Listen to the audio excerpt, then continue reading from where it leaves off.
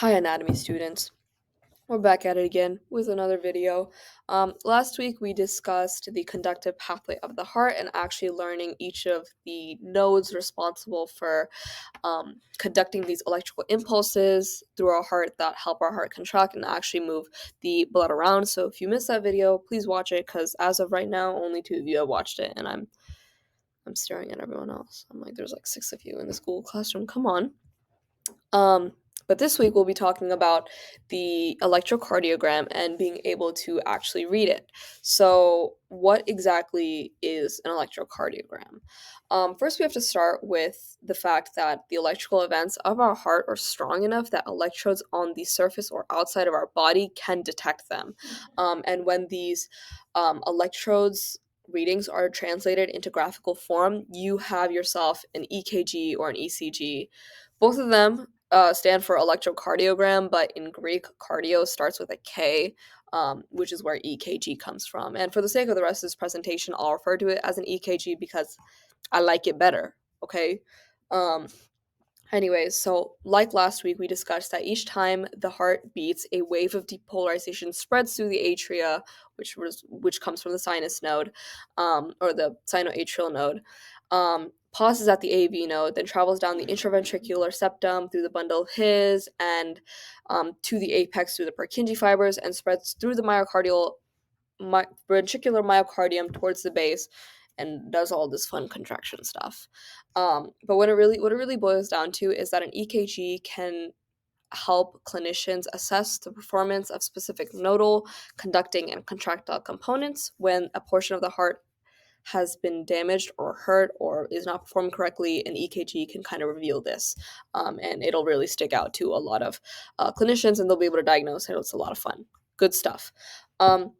While you don't need to know this, an EKG can vary. Like the graph can actually vary based off of where you stick these nodes, which are, as you can see on this naked man's chest. That's standard placement. You don't technically need to know that, but if you do in the future, if it ever shows up in an invitational test, burn that into your memory. Anyways, now we're actually going to get into being able to read an EKG's graphical stuff. So first we're going to start off with the P wave. The P wave is the first component of an EKG that represents the electrical activity associated with the atria or the upper chambers of the heart. Um, Basically, the P wave is the first deflection of the EKG tracing, and it reflects the depolarization or electrical activation of the atria. Normally, it is a smooth and rounded waveform, as you can see, because it's highlighted in yellow, and it's typically about 0.12 seconds or 12 milliseconds long. Um, the P wave represents the initiation of the heartbeat. It signifies the electrical impulse traveling through the atria, leading to atrial contraction. The P wave is most closely associated with the SA node. So if the P wave doesn't exist, that means the SA node is not functioning properly usually. So the atrial contraction is really important because this is the contraction that pushes blood into the ventricles, which are the lower chambers of the heart. Abnormalities or changes in shape or the presence of the P wave can indicate various cardiac conditions. For example, as I mentioned, an absent P wave can suggest atrial fibrillation, while changes in shape could indicate issues with atrial enlargement or conduction and all that fun stuff. So exciting. The next thing that we're going to discuss is the QRS complex. You're most likely going to run into this as the QRS complex. I will teach you what each Q, R, and S mean. But the QRS complex is a key component of the EKG, and it represents the electrical activity associated with the ventricles or the lower chambers of the heart. It originates, it's like the QRS complex is the second major deflection of an EKG tracing following the P wave. It reflects the depolarization or electrical activation of ventricles.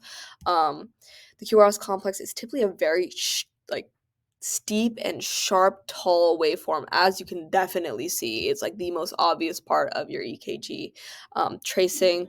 It's usually also about 0.12 seconds long or 12 milliseconds. The QRS complex indicates the electrical signals spreading through the ventricles, leading to their contraction. This contraction is responsible for pumping blood to the lungs and to the rest of the body. So when your ventricles contract, as we talked about last week, blood goes through your two semilunar valves, which are your pulmonary, which goes to your lungs, and then your aortic, which go to the rest of your body. Abnormalities and can include like changes in size or the duration of the QRS complex. These can signal multiple heart issues. For example, a widened QRS complex may suggest conduction problems in the ventricles, while a change in height can indicate like ventricular issues. We'll get more into all of their abnormalities in our next video, which will be just being able to understand what each of these mean.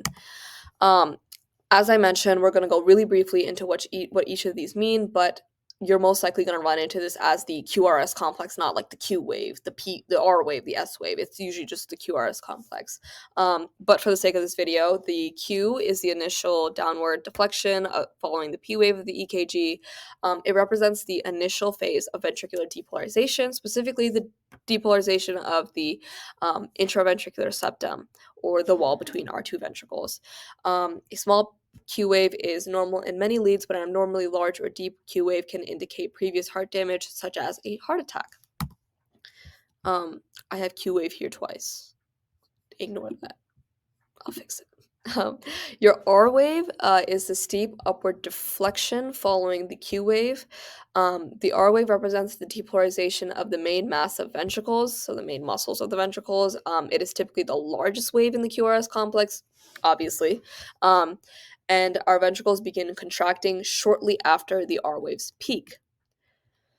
The S wave is the downward deflection following the R wave. It represents the completion of ventricular depolarization or ventricular contraction. In some leads, there won't be an S wave, and the QRS complex will directly transition from R to the ST segment. But again, we'll talk more about that in a future video. Finally, you have your final wave, which is your T wave. This T wave is a positive deflection on the EKG tracing. It follows the QRS complex and occurs during the phase of ventricular repolarization. The T wave represents the recovery or repolarization of the ventricles. After the contraction phase indicated by the QRS complex, the ventricles need to reset electrically before they can, trigger another heartbeat.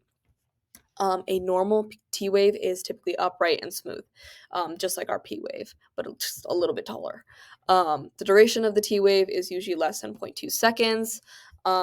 Abnormalities, changes in duration or the direction of the T wave can indicate like various cardiac conditions.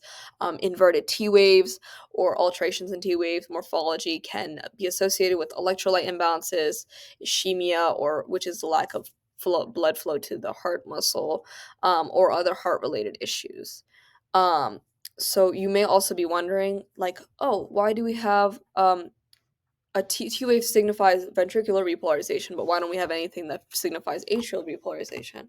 Well, I've got an answer for you. So atrial repolarization is not an event on our EKG chart or our EKG graph because it occurs while the ventricles are depolarizing. And why are the ventricles depolarizing? During this QRS complex. And long story short, the QRS complex is just fully overriding. Like anything happening, that electrical event is just so huge and major that, like, even though the ventricles or the atria are repolarizing, you don't really read that because this major electrical event is happening and it's like reading that instead of the atrial repolarization. We also have to discuss intervals. So PR interval. It's measured from the beginning of the P wave, or the first deflection of the EKG, representing atrial depolarization, to the beginning of the QRS complex, representing our ventricular depolarization. Depolarization, contraction, in this context is the same thing. I think this is really misleading because it's called the PR complex, but it ends before the QRS complex even starts. But, whatever. The PR interval is typically between 0.12 and 0.20 seconds long. and it reflects the time it takes for the electrical impulse to travel from the atria through the atrioventricular node and into the ventricles. A consistent and normal PR intervals ensures a proper coordination between the atrial contraction and the ventricular contraction. Abnormalities in this can include like prolongation of the PR interval may suggest like conduction delays or blocks within the AV node. Shortening may of the interval may occur in certain conditions. We'll get more into that later. Finally, we have our QT interval. Your QT interval represents the time it takes for the ventricles or the lower chambers of the heart to depolarize and repolarize. So basically, the QT interval is measured from the beginning of the QRS complex, representing our ventricular depolarization, to the T wave, which obviously represents our ventricular repolarization. It's usually it varies based off of your heart rate, and I don't even know what I'm going to say here. It can be like close to like 0.44 to 0.46 seconds long. It really, honestly, the QT interval, it's like length depends on a lot of factors, like whether you're a man or whether you're a woman and all that fun stuff, like whether you have issues. So it can vary, but there are some like very obvious differences in our QT interval that will like stick out like a sore thumb, and you'll know when there's an issue. But like slight differences can often be attributed to like differences in sex and all that fun stuff. The QT interval represents, again, the time it takes for the ventricles to contract and then reset electrically before the next heartbeat. Prolongation of the QT interval can increase the risk of dangerous heart rhythms, which may lead to ventricular fibrillation and sudden cardiac death. There are a lot of like I'm looking through my notes, and I'm like, there are a lot of like congenital issues that are often denoted by a very long or a very short, or usually a very long QT interval. Again, we'll discuss more of that in our next video, which will be looking at how we catch issues on an EKG. How exciting! Anyways, that's all we have for today. I will post our notes, and you guys will do them, please and thank you. Bye, y'all.